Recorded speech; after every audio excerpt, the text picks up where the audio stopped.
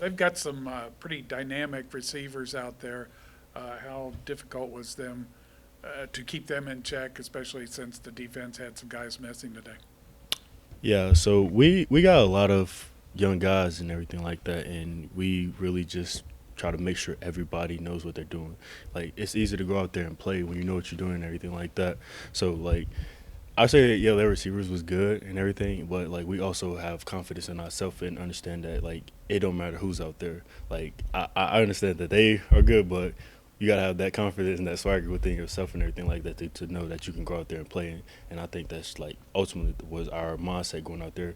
Like yeah, like Eastern had good, not Eastern, Western had good receivers, and every other team that we play like always have good receivers, but the biggest thing that we preach in our room is just like having confidence and keeping everything in front and inside and just making sure like if one person go down, like we always have like someone that could fill in that spot and everything like that. Like I definitely think Nolan and Mom to play very good today, and like seeing them in practice, like which watching the tape and everything, that really like made me feel good, and like I know it may have felt good to them too, just to see that like they have that confidence in themselves to be able to go out there and play no matter who's in front of or who's down.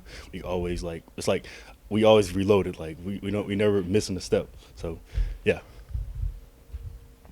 I was just wondering, did Western do anything offensively that you guys didn't anticipate? Honestly, everything Western did, we repped out everything. Like I like normally our game plans are very like we expecting this, but we really don't know and everything like that. But this week, like we everything that they ran today, it was just like practice out there. So yeah, I didn't really see anything different rather than what we practiced all week. So yeah, it Quiz. felt Coach Martin talks a lot about making sure the team sticks together. This is kind of new for this team, being 3-5. What do you do to make sure that the team sticks together?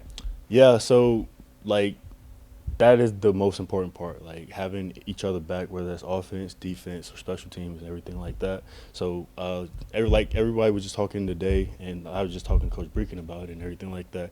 And the biggest thing that he was saying, like we have to stay together. Like it ain't nobody's fault. Like we're not pointing a finger at this guy or this unit or whatever. Like it's all on us. Like it's stuff that we could have done different to change the game. So it's not like it's this person's fault or that person's fault. So like that's been my mindset looking at it now, and like honestly, this is my first year really being in this, not in this predicament, but just being in this situation and everything like that, and just showing that like it says a lot about yourself, not about what that person thinks or what this person thinks. Like it starts with yourself, and you have to like keep each other together and everything like that. So yeah, I just say like we have to stay together, no point, no fingers, and just get back to Sunday. I'm sorry, Sunday. So, we got to get back in the lab and understand that how we can make each other great and stuff like that. So the biggest thing, just stay together. We can't be out here just pointing fingers at each other.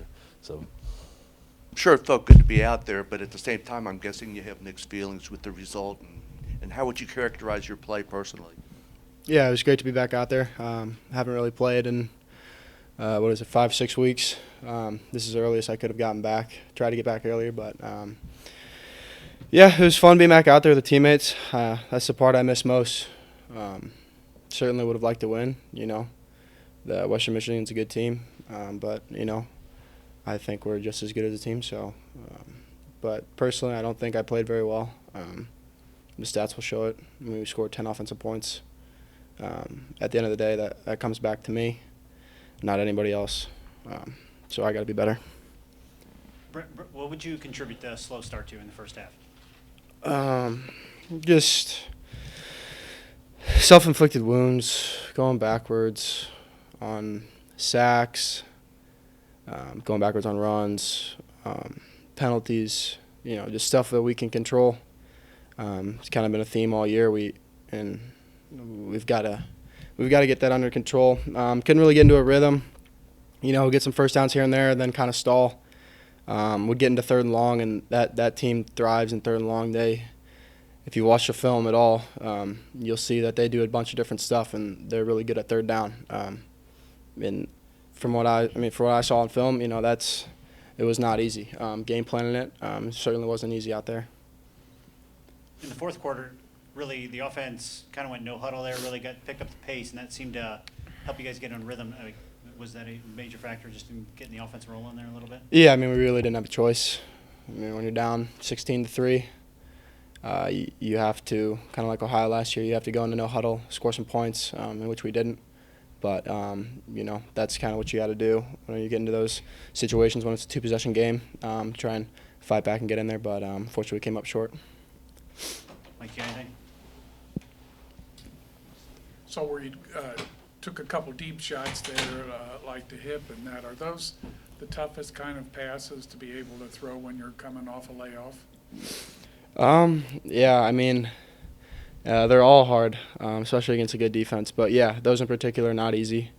They do a bunch of different stuff in the back end with pressure, disguising coverage, running a bunch of different coverages. So, they fooled me a couple times. I'm not even gonna lie. But yeah, those passes aren't easy, especially when they got a very good D line. So yeah. They had a couple big sacks toward the end and everything. Could you tell what was coming? Was it just blitzes that they were throwing extra guys in there, or what? Yeah, a little bit of both. When you're in a passing situation like that, it's not easy as an alignment. Because the defense knows you're passing every single play, and they know the O-line's pass set in every single play. So it's certainly not an easy task to block those guys, especially those guys. They're really talented. But yeah, they were throwing in some blitzes, which did make it a little bit messy, but we got to be better anyway. So.